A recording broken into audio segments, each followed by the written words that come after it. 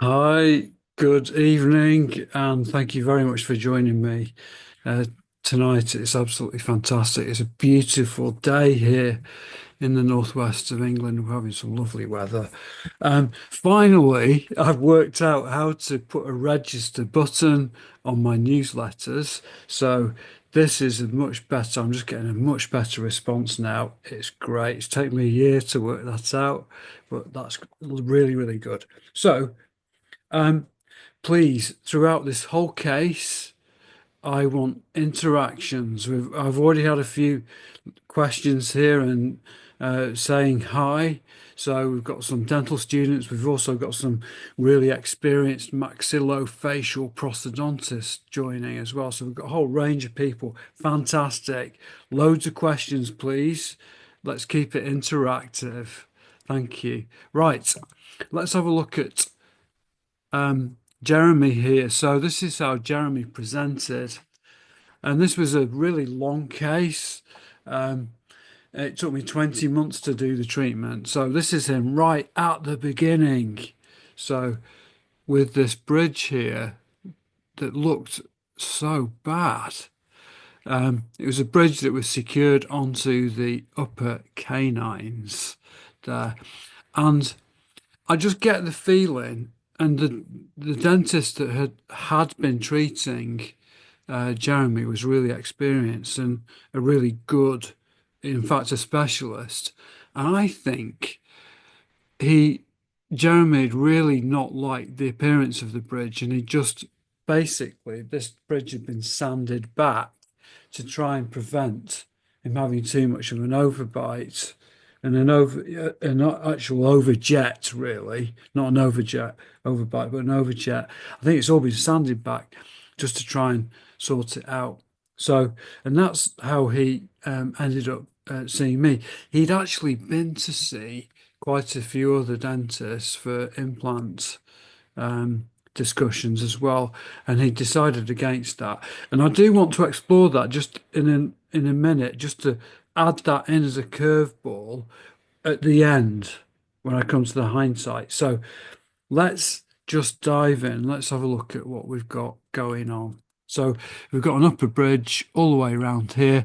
I think that might have been linked to that tooth there. So these we've got two molars and two canines supporting these upper restorations. He's got periodontal problems too. And interestingly, what I find is that a lot of people that I see had never been properly educated how to brush their teeth. It's sort of been really passed over, and this is absolutely the case for Jeremy. And once he knew, he really picked it up. It was fantastic. So he came in and he brought in these pictures, and I want to know exactly what they're wanting in terms of the outcome. If Rowan and I know what they want aesthetically before we start, that's fantastic. If it's vague, we have a problem. So he really wanted something a bit like this, but also slightly less prominent than that. So I was taking that further back. These were his natural teeth there. So, and then this is a OPG X-ray that was from a dentist that had been planning on doing some implants for him. And you can see here we've got this bridge at the front connected to the canines and these two failing molars, and also a lot of bone loss, isn't there, down here too? We've got periodontal issues, so these are, I felt, were just really had hopeless prognosis, those teeth there. So this was my overall plan straight away, really, with in terms of the denture work, to extract the upper back teeth, the top there, take out this tooth and that tooth as well, but retain the canines. So do root canal treatment of the canines, Then take the bridge off, take these crowns off, extract the teeth, and fit an immediate complete denture. And then get my colleague Saeed to do periodontal therapy on the lower teeth. We're really wanting to try and keep those for as long as absolutely possible. And then move on to a Mark 2 because when I'm treating my patients, with immediates, I don't just leave them on an immediate. I like them to transition. That first denture is a temporary. I just think it's not worth thinking about that being a definitive restoration, even with relines and making it fit better, because there's often so many issues with it, particularly related to aesthetics. So Mark ones are temporary, and Mark two is permanent, or not permanent, but they're definitive restoration, really. So I work with some specialist colleagues in the practice, and Shakil did some nice endodontics on these upper canines before I removed and sectioned the bridge. So, and the reason that I like to keep roots underneath dentures are it helps A to keep the bone, and B, it really helps with supporting the denture and helps with proprioception. So, A, it's reducing resorption. B, patient gets better mouthfeel and chewability with the denture in place on the top of that. However, it does create space issues because there's more prosthetic space has to be used up on the denture. So it it does restrict or slightly impede the tongue a bit when talking. So that's something just to think about there. So so this is chapter one, and so this is me moving forward. So this was my primary impression, and I have to say I didn't do a very good primary impression here. So I missed here, really importantly, the post dam just on that area there. So, and if I'd have captured that properly in this impression, then I could have made the immediate denture on that primary cast because there's so many teeth there all the way round. Doing a special tray impression and border molding the parts where we've got the missing teeth is not really that relevant. If there's less teeth there, if there are fewer teeth, then it is quite important. So, but interestingly, can you see what Rowan has done, my technician here, just to make the cast more extended just there? He's actually ground that back and created the post-dam area of, or the posterior border of that denture area. So, and then we can then make a special tray on that. But before I move forward, I just want to show you an impression of a different case for an immediate complete upper denture. This is Donna, and you can see I've captured everything. I've gone right the way back across this vibrating line here to get the right extension of the denture. So I've got all of the sulcus depth all recorded beautifully. So, and she's going to have all of these upper teeth taken out. So I don't need a special tray for that. I don't need a custom tray. Anyway, let's go back to Jeremy here. I did a lower impression, so the new upper denture can be made against the uh, lower teeth in occlusion. So let's move on to Mark 1 working impressions for Jeremy now. So I I got a custom tray made that's correctly extended on that area, although my primary impression was a little bit underextended there. So this is properly extended. And then I've put some green stick on to elevate the tray and also do a little bit of border molding at the back here, but we're still impeded completely by where the teeth are going to go. If any of you like are really sort of eagle-eyed here, you'll notice that there's a stop here placed on the tray there, there, and there. So these are called little, they're occlusal stops, and they fit onto the top of the teeth. Like so, this will fit onto the incisal edge position, and that onto the posterior molars, and it just jacks the tray away and allows us to it to locate nicely on the teeth, and also gives us enough space with the alginate. So this is the working impression that I took for Jeremy here. So all what I'm looking for in immediate dentures are to record the sulcus depth all the way around really well. So that's just super important with these sorts of things. Full depth of the sulcus recorded, so we can then maximize and get the best fitting immediate denture possible, just there like that. So now I want to just share with you another little technique. If a patient has fewer remaining teeth present, upper teeth present, there is a different way that I do this, and this is fantastic. This is super cool.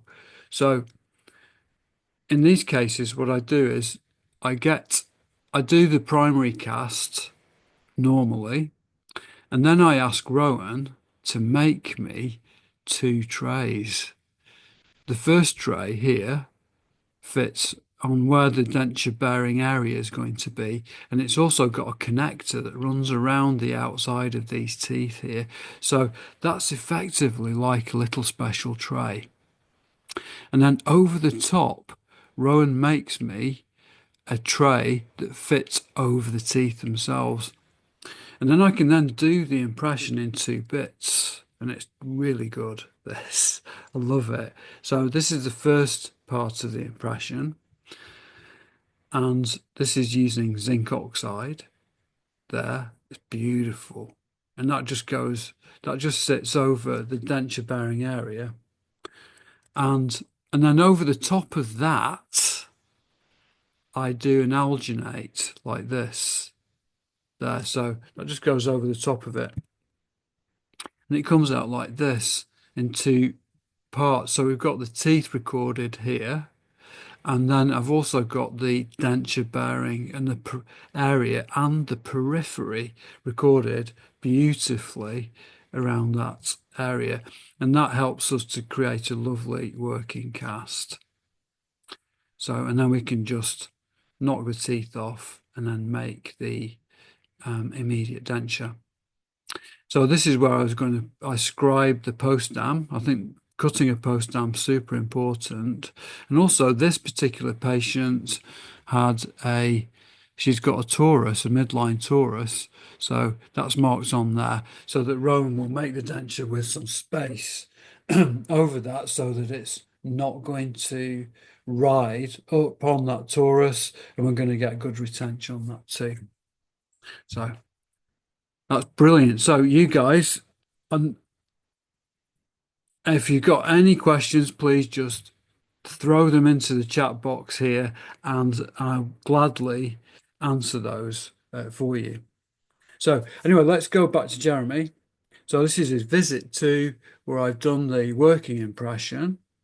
And so what I need to get next is a bite record. And when I'm making my immediate dentures, I make the immediate dentures in MIP, in maximum intercuspal position, maximum intercuspation. So I don't make the new denture in CR, because finding that CR position I think is quite tricky at this point. So I make the first denture in MIP, and so I register that in Futard D like that. I want to mount this the upper cast nicely onto the articulator. So I do a face bow on that too. So this is using Futar D. That goes into the mouth, and then Jeremy holds that for me, and I just make sure the midline's lined up nicely, and then this here is parallel to the IPD there. If I'm wanting the occlusal, the incisal plane to be parallel to the IPD. So, but that I find this is a really important little thing to do, just to mount the working cast properly so that Rowan is going to have Jeremy's head on the bench. So this is what Rowan gets at the end of the day there, the working impression and the face bow transfer and the bite. So you can then pour that and mount the new cast against the lower model of the teeth.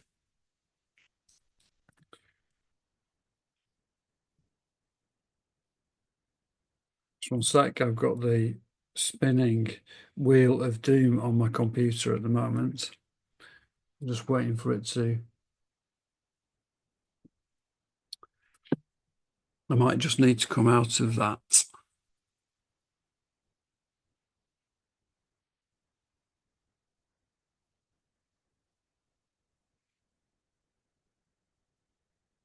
So yeah, if you've got any questions, please stick them in the chat because my computer's just said has gone crash.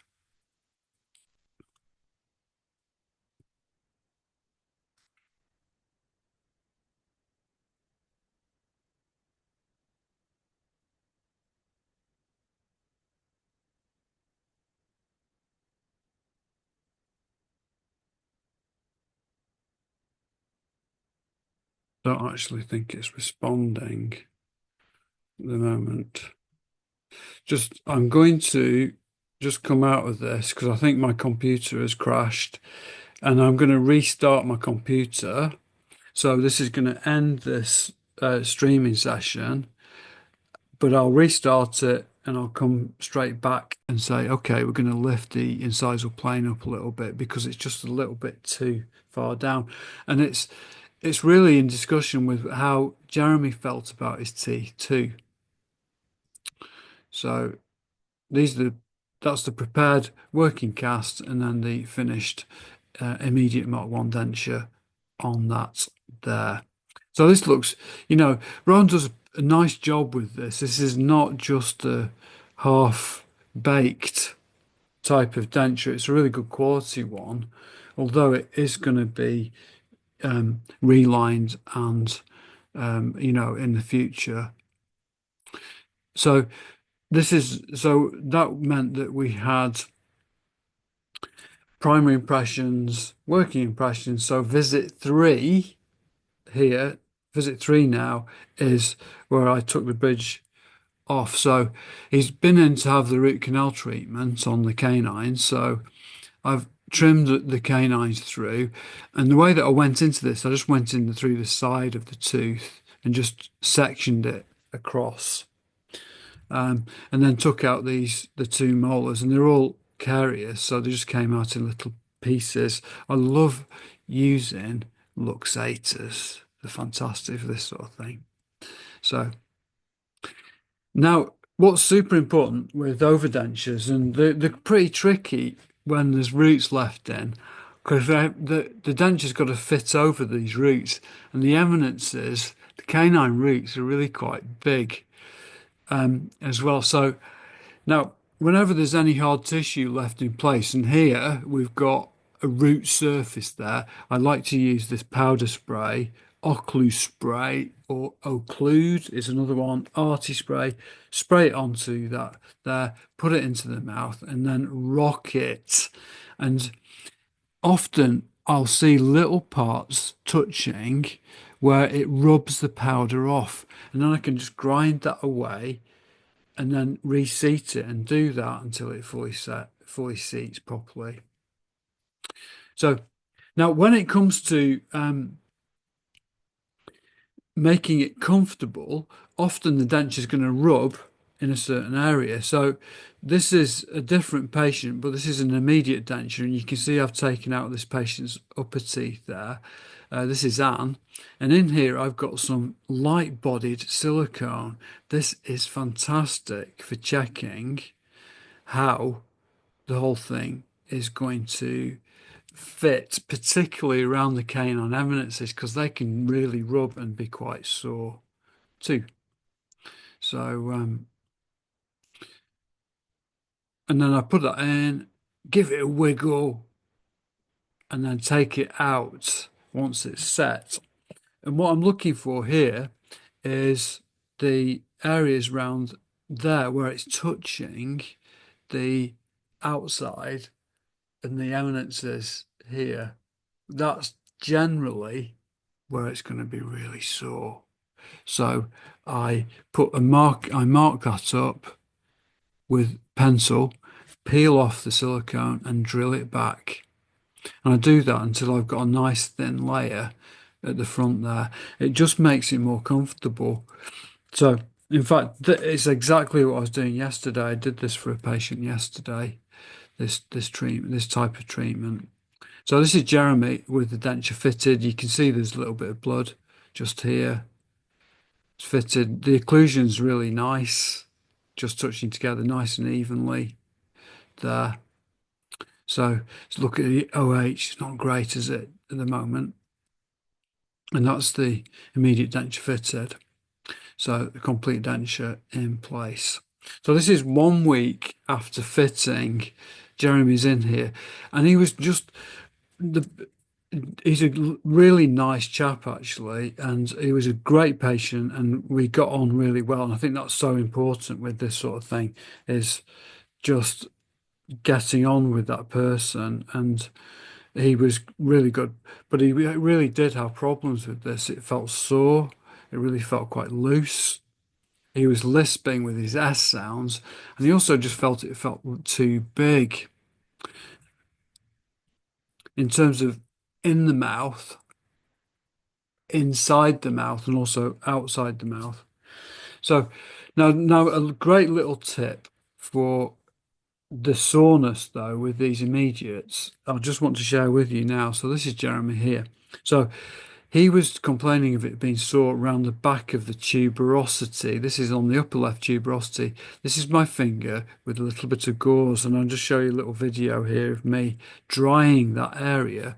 So I'll just dry that back bit with a little bit of gauze. It's always super sore. It hurts a bit. I'll take that away. And then what I do then is Claire, my nurse, passes me a ball-ended burnisher with a little bit of PIP, PIP on, and then I just take that to the ulcer. This is right at the back there. Often really good quality dentures do dig in around the back of the tuberosities. So I'm placing this PIP on there, pressure indicator paste, and then I'm going to take the denture now, seat it. So this is the immediate denture, gently seating that up at the back there, press it in place. So just push it up, give it a wiggle. Just make sure it's properly seated, take it out. And then all I do is I just drill off the area that has that white cream on the pressure indicator paste. And I find that's a really precise way of adjusting the denture. It's great. And then I just polish that up. Now, in order to improve the fit, I do like to do a reline really quickly, and a soft reline is lovely. And I like to use this stuff called Visco gel, and I do think it's available around the world. It's a Dentsply product here, Viscogel. I mix that up and then I place that into the fitting surface of the denture. But before I do, I put wax on the outside of these of the teeth there, just to stop the reline material from going into all the interdental embrasures. It's just a super trick, this. I love it. And so once I've done that, I put that in the mouth and I do all my molding, border molding, get the patient to waggle, open wide, so that all of this periphery is fully adapted to the sulcus depth there. It's fantastic.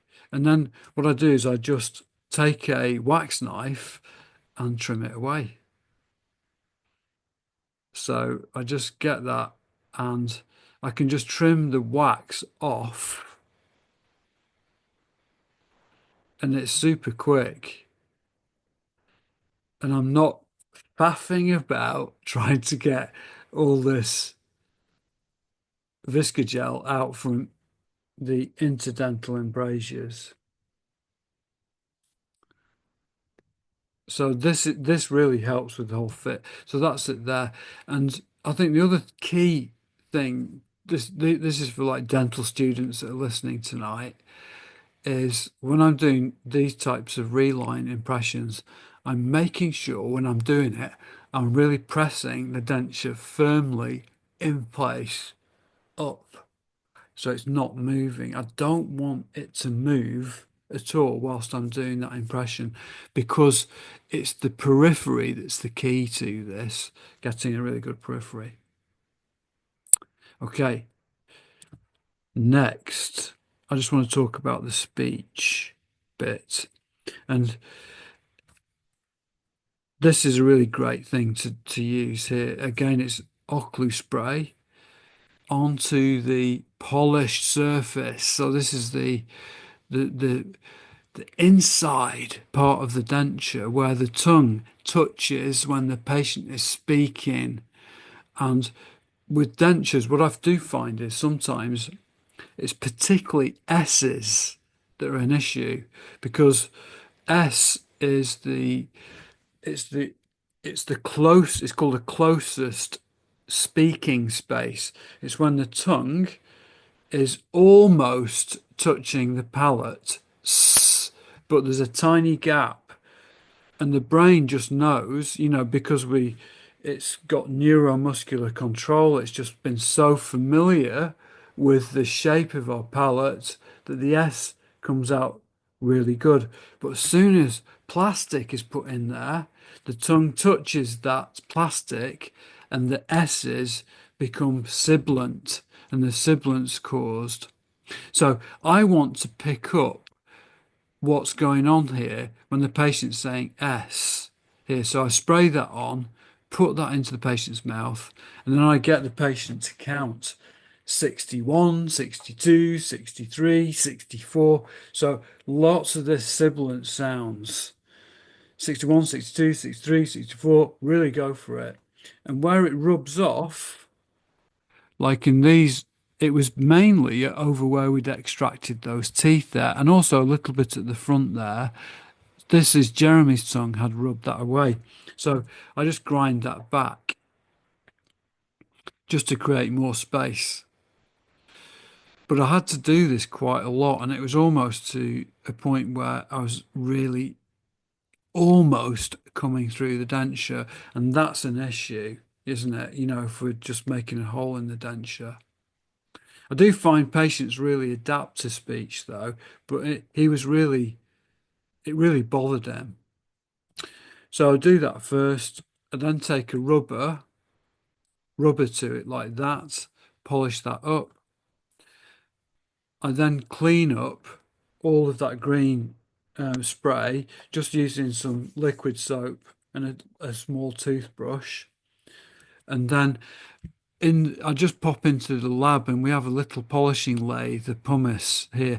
If you're doing a lot of prosthetic work, I'd just in your practice, I'd just get a polishing lathe for this because this really helps to polish up acrylic beautifully. So that's the pumice and then the polishing cloth just to really give it that lovely glossy shine too. Anyway, I just couldn't get things right for Jeremy at all. It just wasn't going according to plan. And so 2 months after fitting of this Mk1, he the speech issue was unresolved. He just was too splashy. He felt it was too bulky and restricting his tongue. He also was a bit concerned about the appearance, and he said that the upper front teeth just felt too prominent, too far forward, and also a little bit too far down too. So at this point, what I do is, whenever I'm doing immediate dentures and moving on to a definitive, I always budget potentially for doing a remake of the Mk1 because there's so much guesswork involved with the Mk1 that sometimes I've got to do another one. It's not often, but I would say 1 in 10 immediate complete dentures. I'll need to do a Mk2 temporary before I do a Mk3, the second one. And I don't charge them for it because I just know that if I start charging, we're going to have problems. In terms of our relationship, it's just really, really important. So I just get budget for it. I just know that that's potentially going to happen, and I take the hit with it. So let's move on to chapter 2. And this is now we've got a blank canvas to work with. And do you know what? I just also felt, and I've just not forgotten to mention it, to get the speaks right, we'd need to sacrifice the canines, even though he's had them root treated. So, so this is chapter 2 here. So let's move on to the temporary upper complete denture. And we're going to take out the canine. So I'll do a primary impression there, and it's normal steps now. Working impression taken in a special tray. Move on to my third visit, which is jaw registration stage. And I love using the Gothic arch for this, because I want to record CR really well for this patient. I want to get it bang on so that it's as stable as possible. So here we go. So I trim the rim, and can you see I've trimmed right the way through here, just over the canine eminences, because they're just so proud, and he's wanting this denture to go further back, reduce lip support, less incisal show. So I trim that according to this recipe here, like this: lip support, incisal plane, occlusal plane, buccal corridor, centerline, OVD. And getting the incisal plane parallel to the interpupillary line there, IPD. So it's just the same as his natural teeth, like that. So trim that there. So, and what also I like to do is at this point is just take some photos with this is with the Mk1 denture in place. Can you see how much fuller that is than the trimmed rim here? There. So we're going to lift those teeth, take them back. This is our Mk2 wax rim. There, look, lip support. Looks almost like he has a gum shield slightly. This is further back now. Mk1 in, much further back, like that. So face bow on this, so we can mount it onto the articulator, the upper working cast, and then move on to doing my Gothic arch tracing too. So I'm just looking at the Q&A here. There's just Geraldine has that question in there. If you've got any questions at all, just stick them in there, please. And I'm very, very happy to answer anything. So I want to now, Amit Patel's just asked a question, which is great. Hi, Finlay. I know separate from this case, any advice for stage 4 perio patients with severe mobility and capturing the primary impression?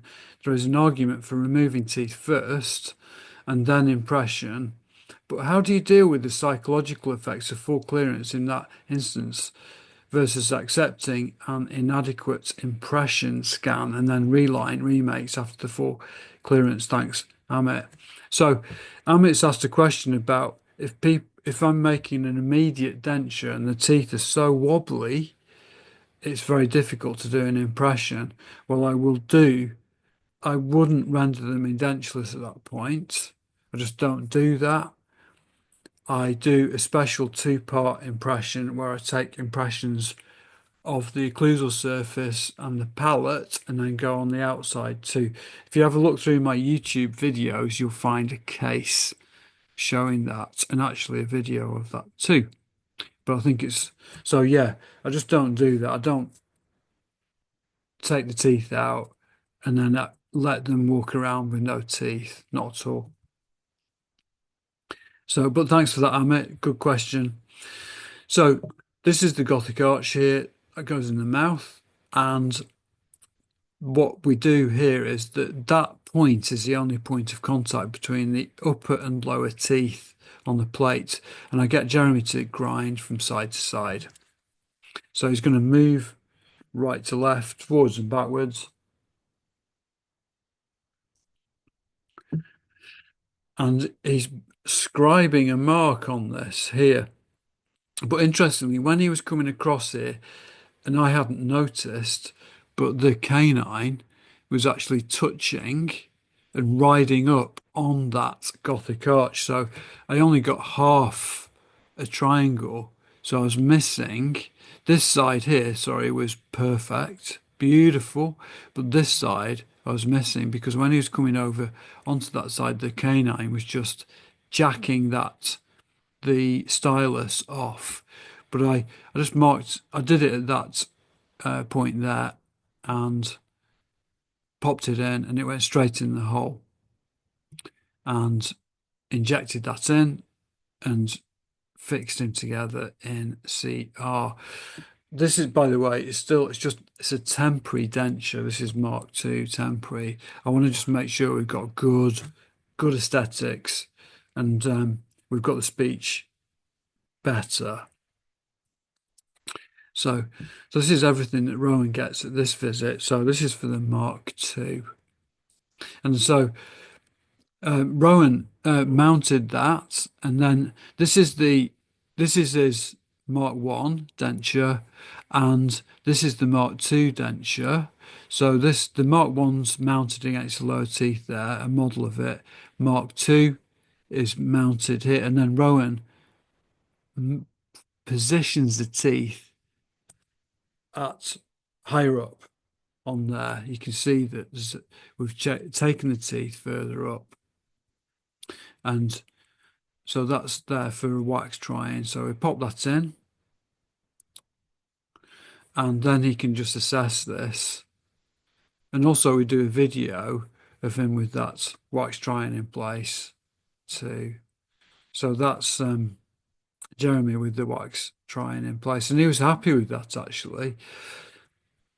So we then went to finish with that. So just dished out where the roots were on the working cast and then making the denture just fit over that. I've not done any prep at all on the outside. If I'm needing more bone to be removed, then I would prep the model myself to do that. That's what I did for a patient yesterday. She had quite big gums and a lot of bone there. And to put the teeth where we wanted them to do, I needed to do a little bit of bone reduction underneath there. But most of the time, I just want that immediate denture to sit over those roots. So that's the finished Mk2. This is acrylic based there. So ready for fitting. Again, just emphasizing, I just really want a nice post down. So the roots come out and there, and then I'm going to fit this immediate there.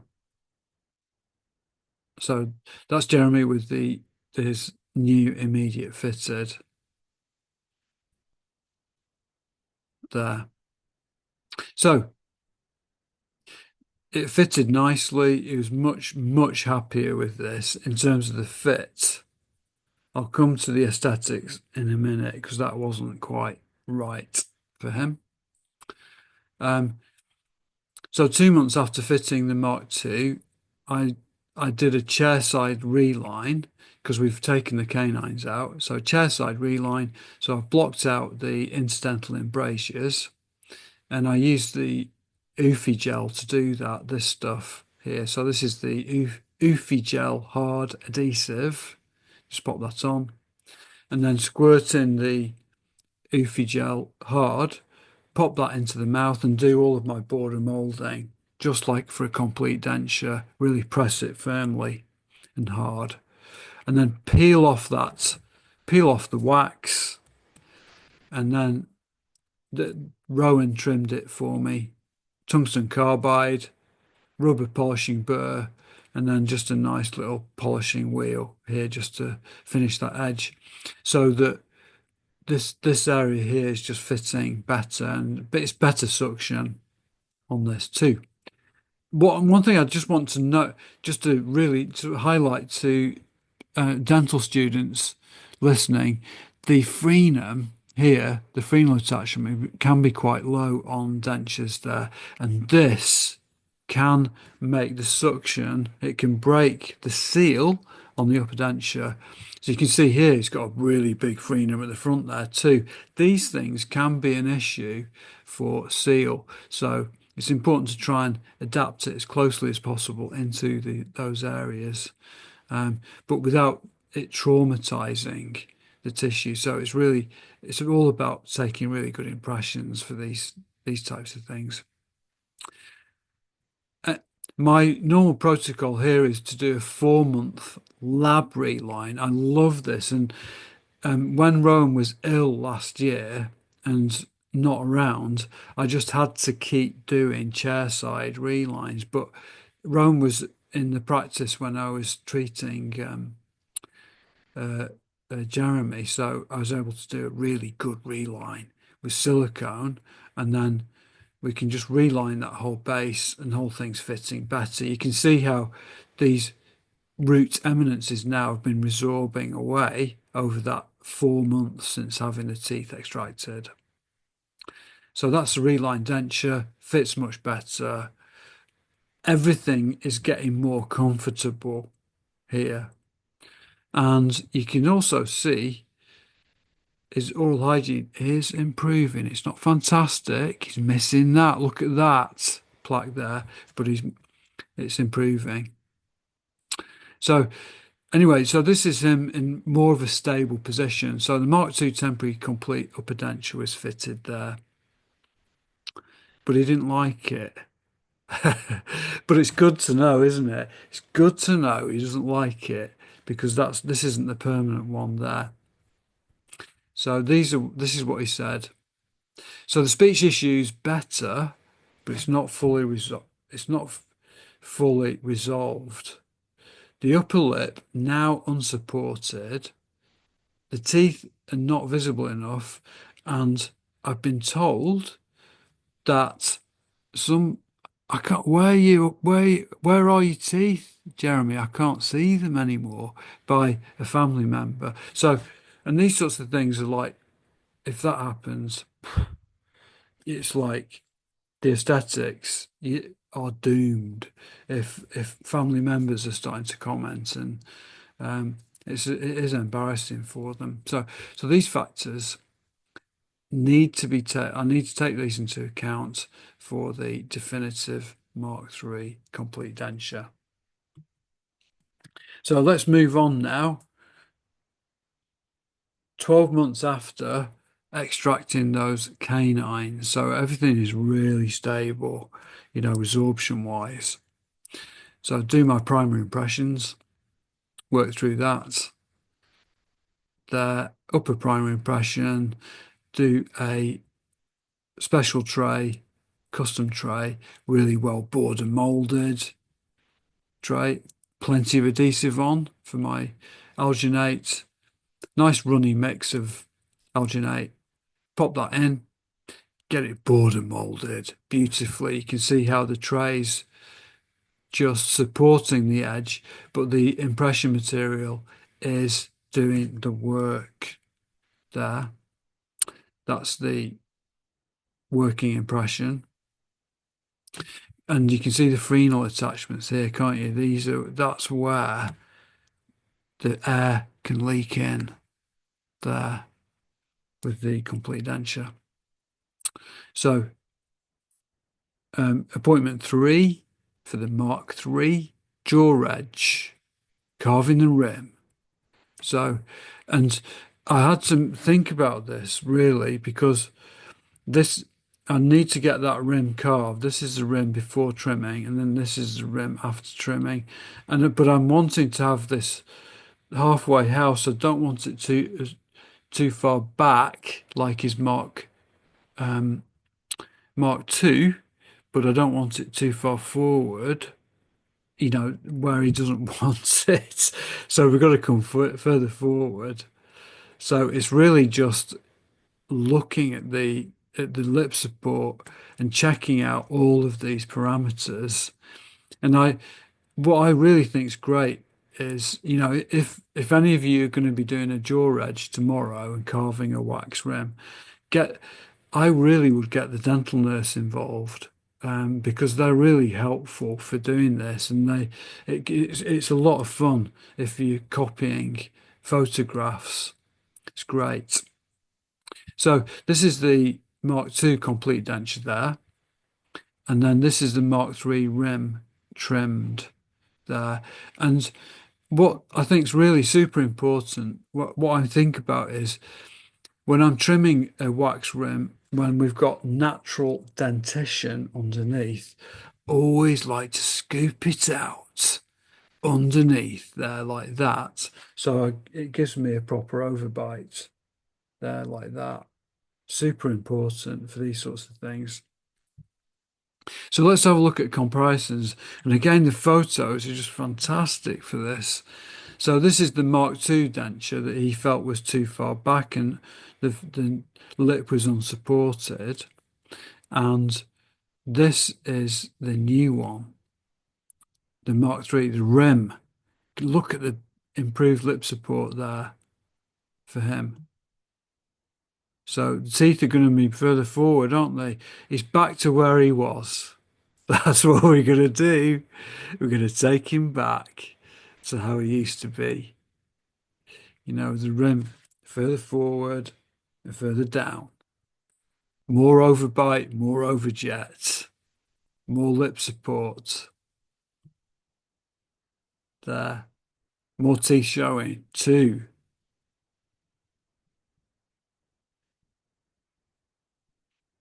There.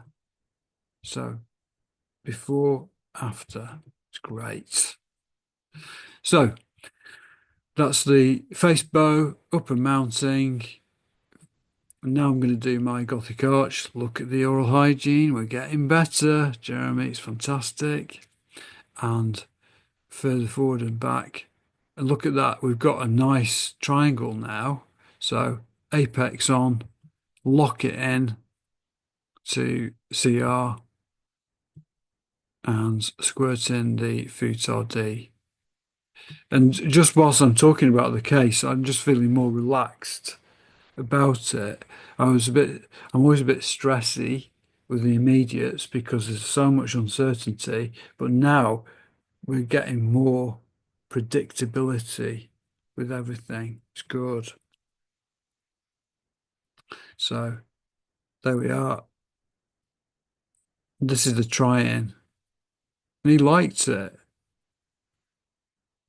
And it's really important that I try and drill into whether they do like it or not, because I don't want them just to say they like it and then come back and say, I don't like it later once it's finished, because it's impossible to change it then. It's just needing to do a remake.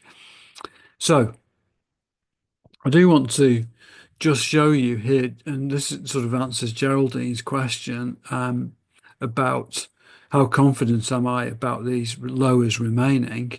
I with the care of a really good specialist in perio, which Jeremy's locked into, it truly, patients don't lose many teeth if they are religious about coming in and locked into treatment. Um, because even with much reduced periodontal attachment, if they've got great oral hygiene, just like Jan, the Danish people, Jan, Linda, and Neiman, Linda and Neiman were my heroes when I was at dental school, and because they had these wonderful books showing patients who kept their teeth for ages with very reduced periodontal attachment because beautiful oral hygiene. And I'll tell you something, I love it when I see my patients come in with such improved brushing. It really thrills me to see lovely pink gingivae. I love it. So, and look at that. It's just so clean, much better. So, how long is it going to last? I don't know. And Geraldine, what I did do when he first came in for his final visit, I showed him a partial denture, and you can see it on the desk in a minute. So, I've sort of got it planted, the seed in his head. He may need a lower. Um, just really interestingly, again, dental students listening to this, please look at the difference in the casts. So this is my immediate Mk1 cast. So that's with those two, the back teeth, the molars and the canines. Look at the shape change of this. It's completely different, isn't it? So that's why I think it's better to leave it 12 months before making the Mk2 definitive denture. Things change a lot. So this is the final denture there. That's the working cast with the final denture on it. And underneath this, there is metal reinforcing the inside of this upper denture there. Um, And the great thing about having the acrylic on the outside is I can just test the phonetics and I can drill it back. If I've got junction, if I have metal all the way through with a junction between the acrylic and the metal, that can cause problems with adjusting the acrylic there. So that's the immediate, and then this is it with the metal inside the denture. This is all processed together, and Rowan does that for me. The weight of the denture is 26. It's slightly more than a plastic one. A plastic one would be probably around about 22, 23. So I do find that all acrylic complete dentures do have better suction than ones with metal in, slightly. But I do have a nice acrylic post dam on this so I can reline it if I need to. There, really important acrylic post dam for relining. So look at that. So that's it fitted. Lovely, lovely clean gums. Nicely. You can see just where that frenal attachment comes through there. Again, here, it's just going to come down there because that's where the muscle inserts there too. I've got support from that molar like that. So I've just stated here that we've got a polished acrylic surface, so I can adjust it there if need be for the speech. And I needed to a little bit do so I need to do 61, 62, 63, etc. So now, 3 months after I'd fitted the Mk3, he came back. He says, "Oh, it's dropping down. It's just not fitting quite as well." So, in those circumstances, I do relines for them, and I found I quite often find that just adding compound here, softening it up, popping it in the mouth, and then getting him to waggle the jaw, and for me to do some gentle border molding, that is really good on those sections there. And it just that immediately helps it, the suction on it. So, and this is going to be replaced in plastic within a reline. So I put lots of silicone adhesive on. I do my relines in silicone, loads of it liberally on there, and then pop not too much impression material in. The I find that reline impressions, and technicians tell me that reline impressions are really badly done by dentists. And so, what my advice is, if you're doing a reline tomorrow, put don't put too much in impression material and press it hard. Really seat it fully. So the denture's fully down, right down onto the palate. You can see the pallets pushing through. You can see the metal of the denture pushing through just there. So that it's properly seated, and then do the border molding after that once it's fully seated. And then Rowan makes these, he makes a cast in the denture like that, and then puts a plaster index on the top too, just to keep it really together and so that the occlusion doesn't change, so it doesn't jack it open, this index, whilst it's being cured. By the way, this is done in cold cure. He uses a Shotlander material called Pegasus, and that works beautifully too. So that's adapted to the reline. This is a reline cast, and that's the denture itself. And you can see subtle differences in the thickness and the shape. You can see it better here, that it's just slightly more chunky all the way along here. And I've also obliterated a little bit here on purpose where the frenum is, so that the freni don't come down quite so far, so the suction is slightly better. But interestingly, the weight was no different. Can you see? We've got 26 and 26 grams there too. So, which is, so the reline has not made it really much heavier. So, Sabine, I saw a hand up then.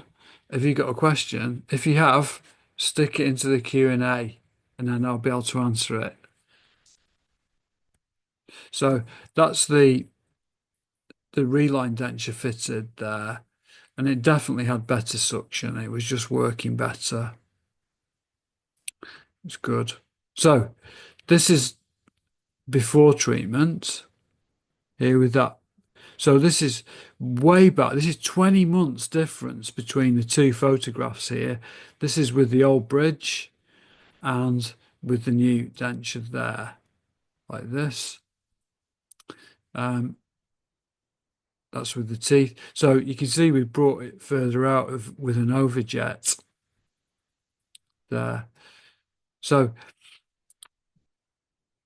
improved and really rather like he used to be. So Chris Townsend has asked, does the reline go over the uh, acrylic? Yeah, let's have a look in the side it there. So it's the what I'd like Rowan to do is, Chris, is where the impression material covers the metalwork here, that's that is just going to be cut off. So we don't put the acrylic work at all on that inside portion. So it's cut away back to how it was. But the areas where we have the acrylic, Chris, here, and also a tiny little bit of overlap, that is where it changes. I don't hugely, I don't feel that the adaptation of the whole denture surface is crucial to suction. I think the peripheral seal around all of the edge is the key to this. And I think it's that, these improvements here, that help to do that. But Chris, well spotted, and thank you very much indeed. Sabine, you've said sorry, it's you a mistake. It's absolutely fine. Um, and I've got a nice question from Sigve Sletvol. How do you reline with a flabby ridge? Can you press the denture in place just as hard? So if we've got a flabby ridge at the front here, then it will squidge and crush the flabby ridge, Sigve. So on fitting the denture, so what, Sigve, what I would ask for, and this is really important actually, I'm just thinking on the spot. If I was doing a reline here and that was flabby, I would draw on this reline cast there and then ask Rowan to put space over that, build it up so that the denture's not pressing on that. And also, when I come to fit it, I would check it with silicone on the fitting surface as well. And if the flabby ridge pushes through the silicone and I can see the pink or the underlying denture, through that, I'll mark that and drill it back and repeat that fit check until I've got space over that flabby ridge. Great question. Thank you, all of you. Very observant. It's lovely. So, next, this last little sequence now, we're nearly finished now, is this is me and Jeremy here at his very last visit. So, 20 months after he started. And this is in February this year. And he was talking about his speech. He was saying that his speech is okay. He still feels it's not fantastic. It's not perfect, but it's okay. So I'm just going to press play and just you have a little listen to the this. I just want to check one thing that it's going to work for you guys. So I'm going to just stop sharing and then share again and just make sure that I've got the right audio going for this because I want you to listen to it to the sound of his voice. So this is with the dentures fitted. I just want to double check I've got all the audio right. Share computer sound is on. Let's go for it. Turn it up. The speech thing. Yeah. On Wednesday when I went home, Lisa said you're just speaking like you used to speak. Yeah. I said to her this morning, how am I speaking now? Before I came. And she said, well, a little bit like you were. But I think it is better, isn't it? I think it's better than it was. Yeah. A lot better than it was. So, yeah. So, yeah. Tick, tick. Good. Yeah. Yeah. Oh, totally. Yeah. So the other thing I was going to ask you about, in the longer term, yeah, providing I last a few more years. So, so he was happy with the speech, but I did, right, both Claire and I, when we were listening to him, and then we could hear a little bit of splashy S still with that. So it's just one of those things. I did get a lovely card off him at the end too, and he's still coming in to see Saeed for the perio, the lower. Actually, if you look at here, can you see? This goes back to Geraldine. Here, Geraldine very observantly said, "What will happen if his lower six and sevens fail? Would you leave him as it is, or would you do a partial?" So what I was doing here is I was just getting him ready mentally that we might need to do that in the future.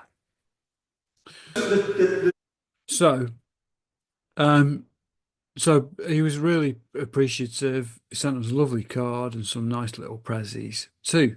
So that's really good. So can I just want to just talk to you about how I feel about this case here with the benefits of hindsight.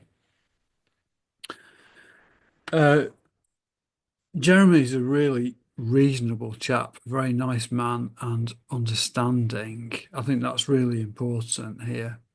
Um, but removable pros, when we're not using implants, it's really unpredictable because I'm still reliant on the patient's adaptation to the prosthesis, and there really isn't any guarantees to it. So the patient really has to adapt to the denture themselves. So we can do it very best, but it's the unknown is the adaptation of the patient.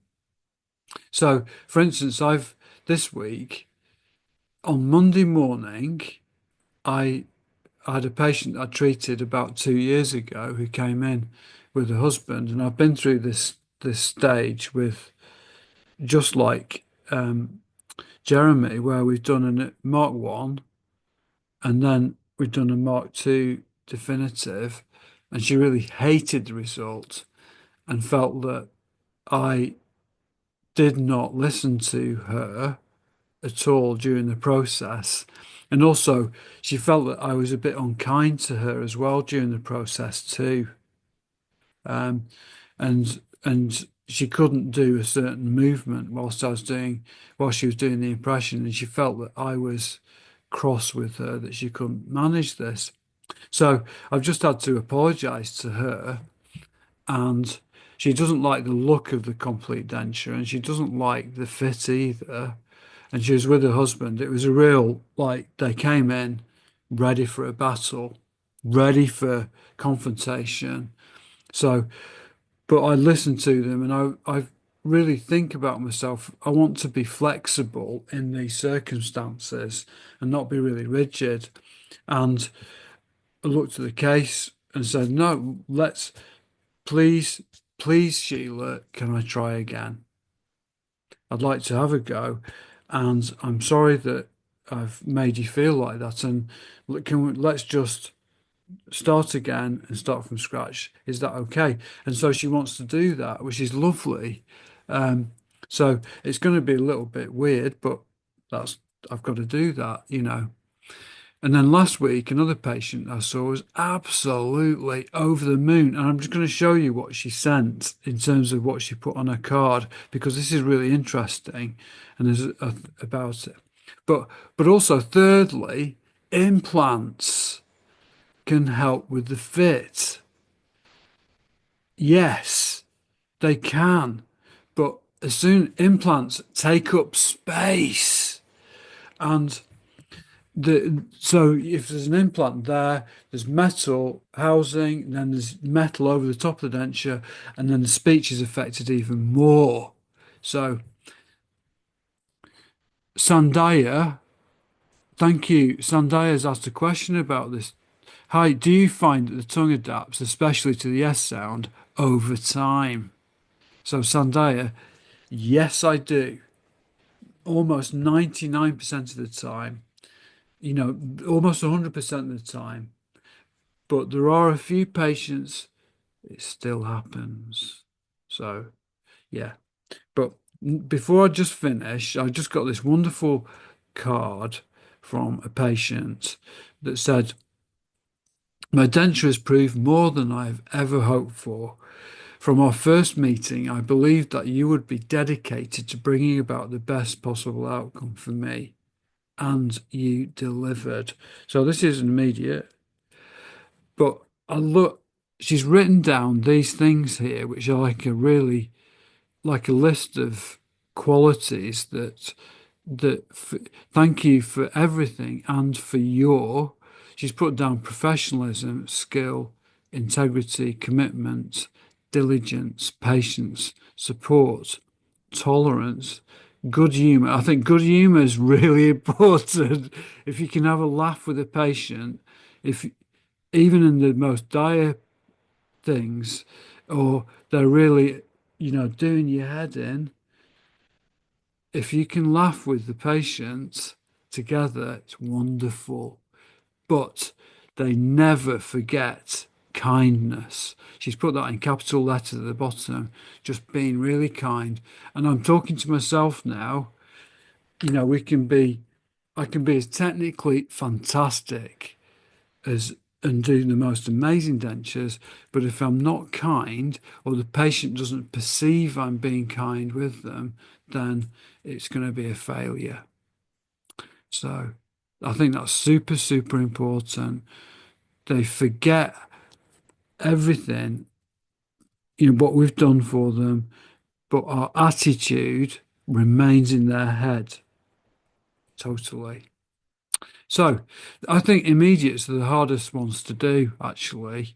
And so if any of you want to come on a full day of immediate dentures, then I run that in June.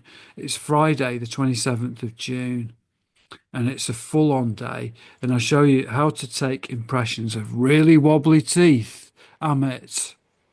So two-part impression is demonstrated exactly how to do that. The day before, I run a implant overdenture course, which is on Thursday, the 26th of June. So if you wanted to do a double whammy, you can do. That's great. Thanks for listening. My next study club is going to be on June the 19th, and that'll be at 7:30 early in the morning for the Australian and that side of the world audience. Thanks very much for listening. I'll stitch this video together and I'll put it onto my YouTube channel. I'll probably do that tomorrow. Thanks a lot. That's great. Cheers now. Bye for now. Bye bye.